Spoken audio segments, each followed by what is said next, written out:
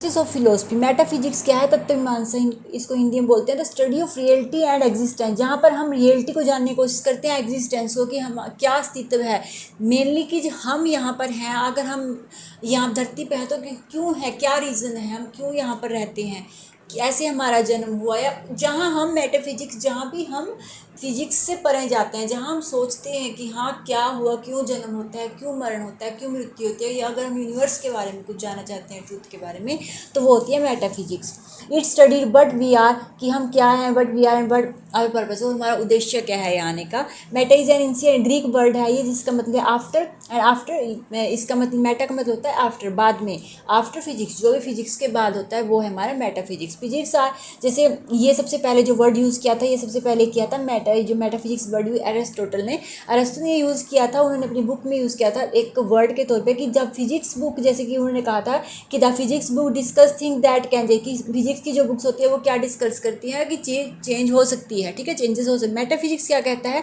कि जो चीज़ कि नहीं चेंज हो सकती, ठीक है, जैसे यूनिवर्स है, जो भगवान है, जो इंसान का जन्म है वो भी होएगा, और मृत्यु है वो भी निश्चित है, ठीक है, लेकिन हम उसमें सिर्फ जानना चाहते हैं कि क्यों है, हमारा पर्पस क्या है, हमारा जन्म कैसे हुआ, भगवान है या नहीं, ये अस्तित्व की बातें जब हम करते हैं वो होती है मेटाफिजिक्स। लॉजिक है तर्क, it is dedicate to study of correct reasoning of law of valid reason, logical truth, जहाँ पर हम एक वैलिड रीजन को ढूंढते हैं, ट्रूथ को जानना चाहते हैं, ठीक है, जहाँ पर हम लॉजिकली कोई बात यूज़ करते हैं। जैसे मान लो अगर आप कहीं पर किसी हॉस्टल वगैरह में रह रहे हो, दो बच्चे, तो आपने अपने फ्रिज में कुछ खाने के लिए रख दिया, और वो जब आप हॉस्टल से कमरे में आए तो आपने देखा कि हमारा फ्रिज में वो सामान नहीं है, तो आप उसमें क्या करोगे, आपका माइंड कहाँ जाएगा, आप लॉजिकली ट्रूथ आप जानना चाहते हो कि क्या हुआ, क्योंकि कहाँ गया मेरा खाना, तो आपका लॉजिक क्या बताएगा, माइंड वो यही बताएगा कि हाँ आपके क्लास में जो रूममेट है उसी ने खाया होगा, ठीक है, क्योंकि आप जानते हो कि यहाँ पर कोई और तीसरा इंसान आता नहीं है रूम में, तो ऑब्वियसली उसने खाया। तो जहाँ भी हम कुछ भी सच्चाई ढूंढने की कोशिश करें, ट्रूथ,